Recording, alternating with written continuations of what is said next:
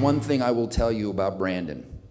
He had no idea what he was getting ready to step into, but since then, he's been an amazing steward of the responsibility that's been handed to him, and he has taken it to places that I don't think he even began to imagine.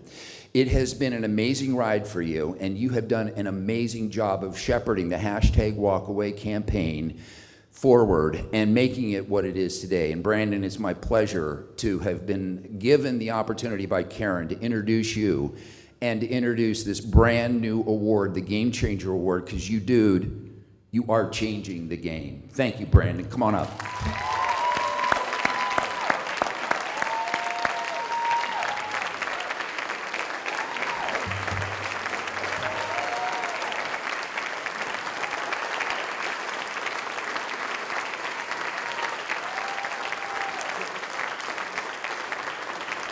So I was asked to read what this award says. The American Freedom Alliance is proud to present the Game Changer Award to Brandon Straka for his courageousness, oh crap. I gotta get out the Rick Perry helpers.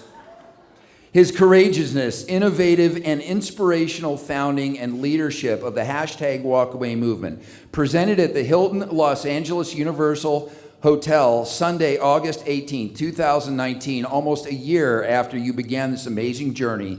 Brandon, congratulations. Thank you. There you go. Thank you so much. Thank you, Don. That's radio legend Don Dix, good friend of mine, love him. I didn't expect to be such a mess tonight. This normally doesn't happen. I usually am pretty well composed, but I don't know what to tell you. I just feel incredibly moved and incredibly touched this evening.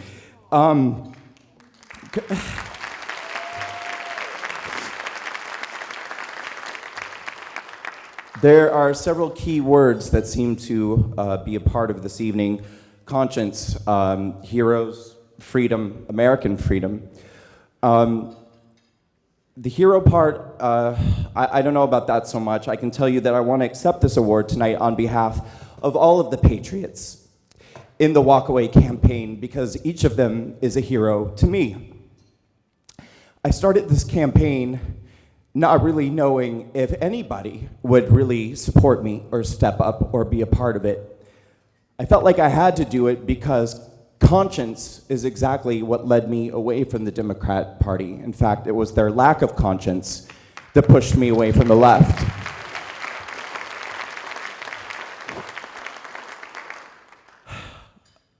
For me, I was a Democrat voter my entire life by default. I considered myself a defensive voter because I was so afraid of the Republican Party, and I was so terrified of conservatives.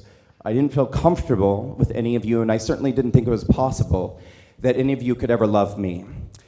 We love you. I love you too. I love you very, very much. When Donald Trump got elected, I was scared to death. I was absolutely terrified.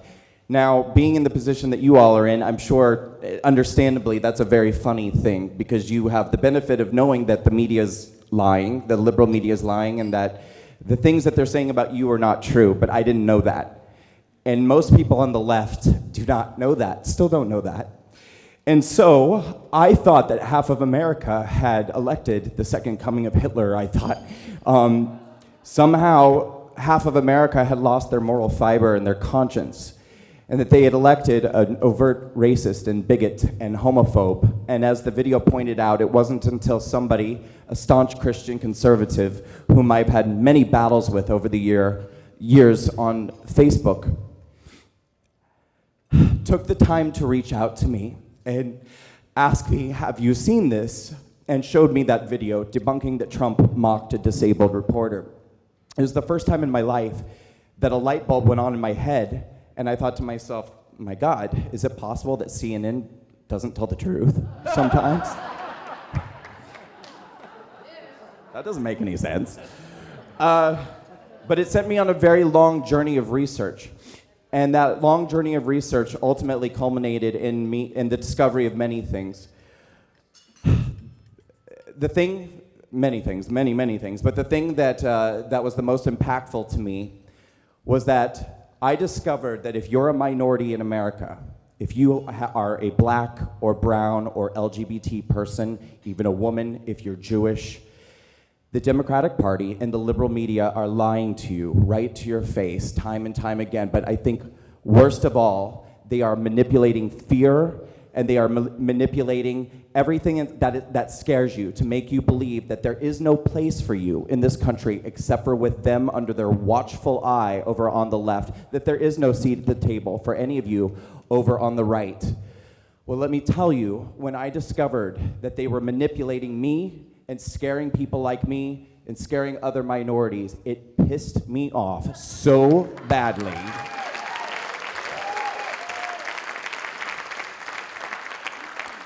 I sometimes wonder if they regret pissing me off quite so badly. And I've said before, hell hath no fury like a gay man scorned by the Democrat Party. Because this is what happens. As Dawn said, I was jogging one day. I made a decision that I wanted to be outspoken about how I feel. I've been in the closet before. It's not fun. It's no way to live.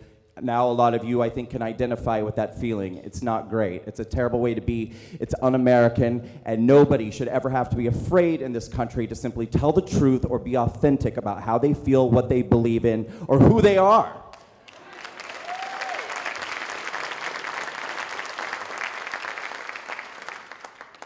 I was jogging one day trying to figure out how it was that I was going to communicate my message, and I felt like I had been struck by lightning. These words flashed in my mind. Once upon a time, I was a liberal. And I swear to you, that script downloaded itself into my brain.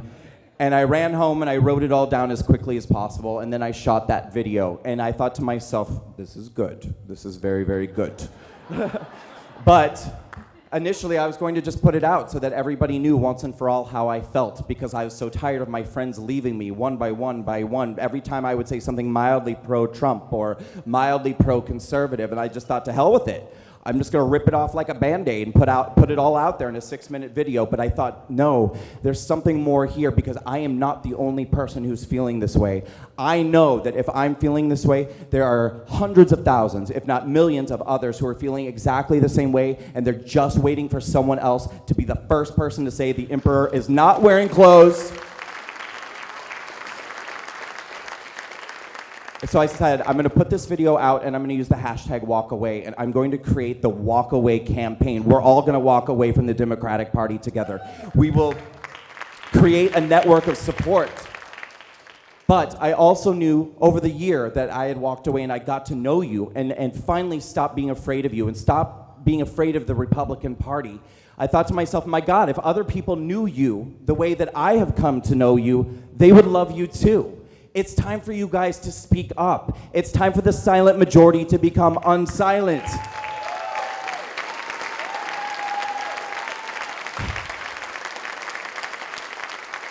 Tell the world who you are, tell the truth, and let's take back the narrative of what it means to be a conservative. And so let me wrap up quickly by saying what started out as a social media campaign now has 500,000 followers on all social media platforms. We have tens of thousands of testimonials, written in video testimonials from people who both walked away from the Democratic Party, but those who walk with those who walk away. That's you guys. That's your job. Let the people who are walking away know that there is a seat at the table on the right for black and brown and LGBT and Jewish Americans and women, that we want all people to join us over here and embrace their individual identity. Let go of the groupthink. Let go of the identity politics. Let go of the tribal mentality. And for God's sake, let go of the violence and the vandalism and the hatred and the division of the left, and join us in civility and peace and freedom on the right.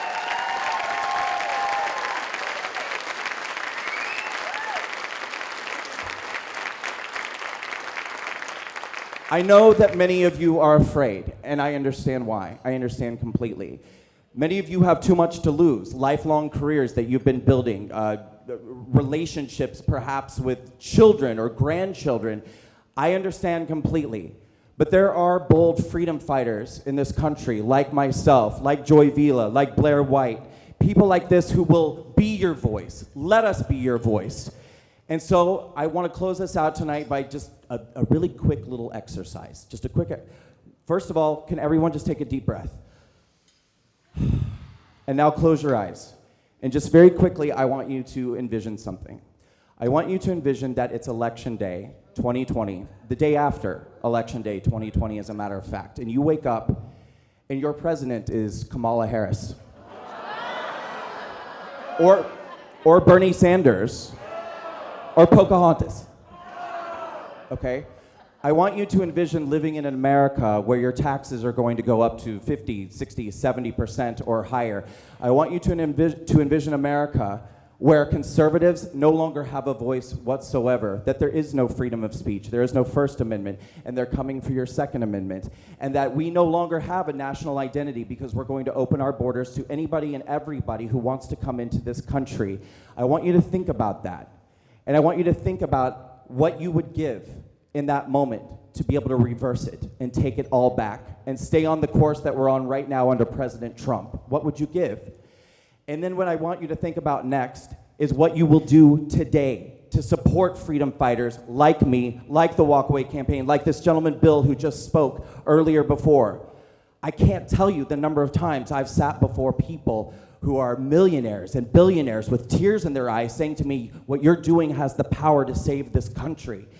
And I say, can you help us? And then they kind of sheepishly walk out of the room. Guys, you've got to support people like me, you've got to support people like Bill, and that means giving us your dollars, it means giving us your support and letting us be your voice if you cannot be your own voice. We will do the work for you, but we need your support. I encourage you to go to walkawaycampaign.com or text the word walkaway to 51400 and let us do the work for you and let us save this country. I love you all so, so much, and I thank you from the bottom of my heart for this award. Thank you.